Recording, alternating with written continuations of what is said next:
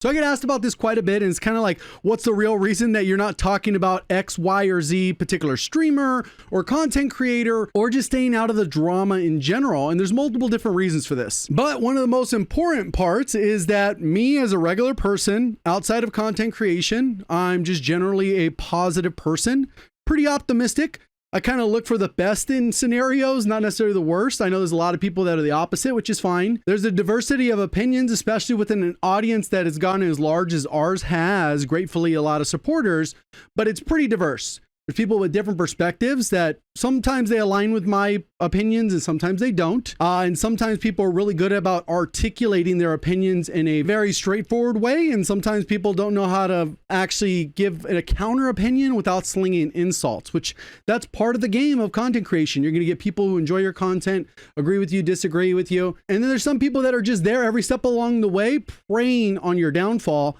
which is again, part of content creation. The larger you get, the more of these individuals that'll hang around, just like there's people preying on your success and continued success and hope that you continue to be able to make content going forward because they enjoy it or whatever the case is. In content creation, you got to take the good with the bad. It's not like you can isolate yourself in a bubble. Even the most popular or well-received creators still get some level of hate, even if it's not as visible to you, the viewer. Why don't you talk about XYZ person that got caught doing this?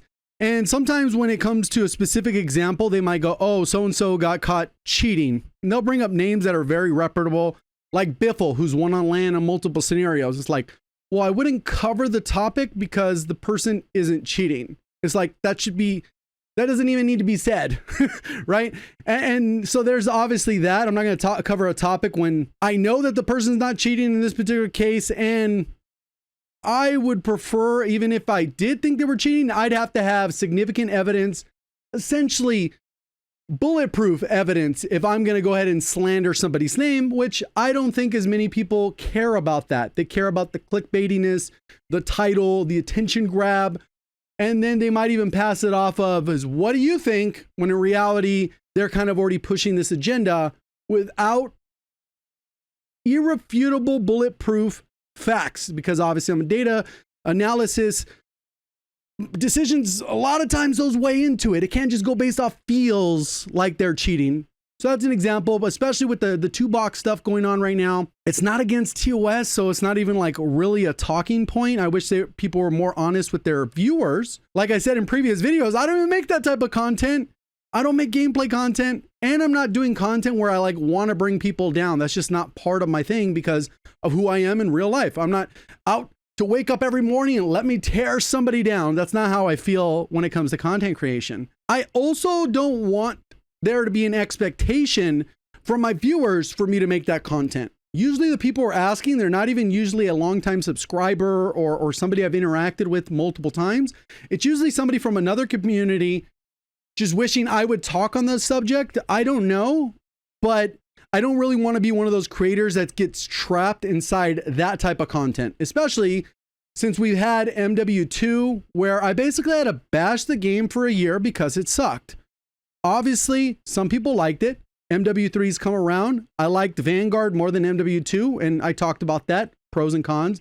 Cold War more than Vanguard, MW 2019, and MW2. I think MW3 kind of is pretty even there with Call of Duty in terms of Cold War. Obviously, it has some pros and cons versus, but that's an aside. That doesn't really matter. I don't enjoy making negative content. I prefer to wake up every day and just be like, cool, what exciting thing can I teach or educate or add value or like make content that at the end of somebody watching it, they're not worse off, right? That'd be the ideal scenario. And I don't really want to spread hate. And to tack onto this, beyond getting trapped in that type of content, I think one of the problems is I've been targeted by that type of content. Whether it was, oh man, I used a Cronus in World War II so I can hook up an Xbox controller to a PS4 or whatever the case is, the same way Call of Duty pros did. A lot of people know this, and I've talked about it, but they'll be intellectually dishonest on the topic and kind of ignore the facts so they can say, well, that feels like cheating, even though I would never cheat. Or maybe if I don't make that video shaming this quote unquote exposed streamer, then I'm defending them, which I've never defended a cheater and I never will. I promise you, even if it was a relative, my brother could be caught cheating, I would throw their ass under the bus so hard it wouldn't even like it's just how it is. And people are making content on that to push a narrative that is untrue. People have even made videos about my son supposedly cheating while he's on his PS5 upstairs on Wi-Fi, not even on freaking hardwire. Regular people know that that's off limits, and anyone who is willing to go beyond that is just, they're morally corrupt. There's nothing and that should tell you a lot about those individuals that make those types of content when they are perfectly capable of choosing to go other routes. You know, that's going to be the most salacious, clickbaity, attention grabbing, view grabbing thing.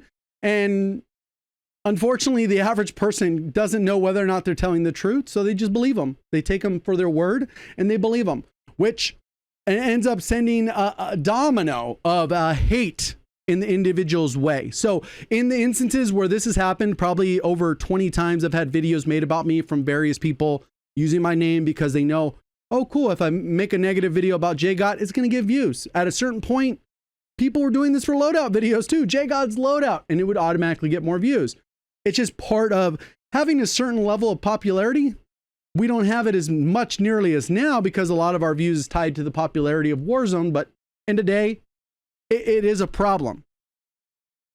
And the attacks never stop. This is one of the problems with doing this hate content is I've gotten attacks and stuff. And initially there's that huge rush of hate comments on various platforms, pretty much every platform. I can go live and somebody would say, oh, I heard you defend. It was like, bro, come on.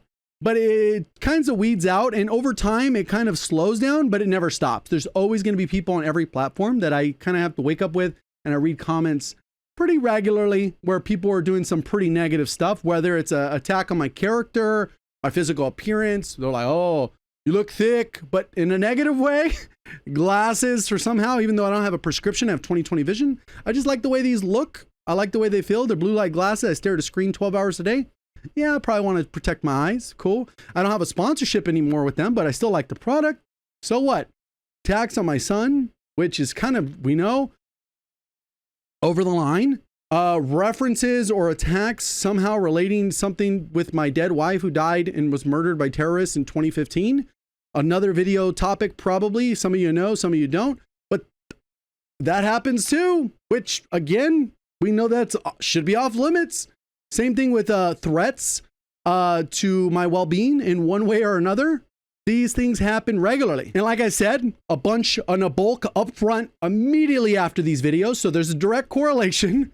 And then they kind of taper off as we kind of stay out of it because we don't really need any of that in our life, right? I mean, there's a lot of good things going on. We don't need to really have to worry about nonsense as these things happen. So again, doubling down or kind of tripling down on kind of what I've already talked about, why don't I make those videos? Well, the first part is if you don't really have any nice thing to say, you probably shouldn't say it. Obviously, I can get feedback, be very critical of game design, on my thoughts on specific topics, but to target an individual, that's probably a better, just good rule of thumb is if you don't really have anything nice to say, you should probably not say it. The other is I know the power I have as a creator.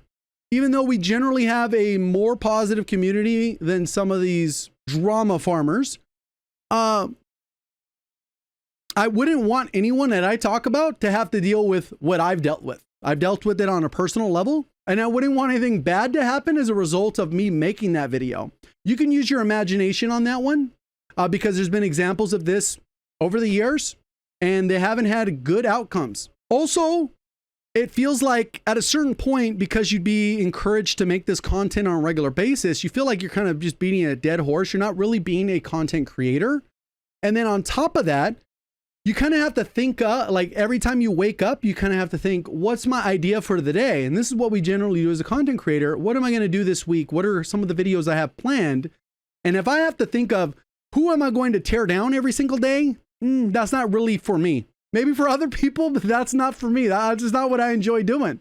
Like I said, generally to make content that is going to add value in some way, even if it's in my own way, that's perfectly fine. So there's really no reason to kind of really foster that environment.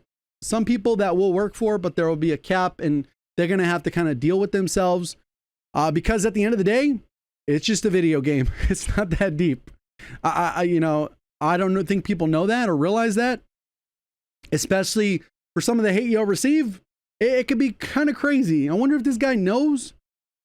I just make videos on Call of Duty. It ain't that deep. And then they'll be like, huh, deeper than your wife? It was like, oh, holy shit.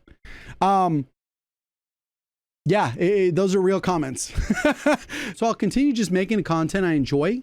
Luckily, BO6 kind of looks like it's promising, and I'm pretty optimistic about it. More optimistic than I was with MW3, even though MW3 was pretty good, and way more optimistic than I was with MW2. I just had no optimism. Vanguard, we already kind of knew. World War II, not a ton of optimism. And no matter how good the game was, the theme was kind of going to hold it back. So we're kind of at that spot. I enjoy doing these style of videos as well on my second channel. If you have specific topics you'd like me to talk about that maybe you know, that wouldn't really fit into a Call of Duty video, let me know in the comments. If you enjoyed the video, hit the like button. We'll see you on the next one. Thank you for watching as always. Have a great day.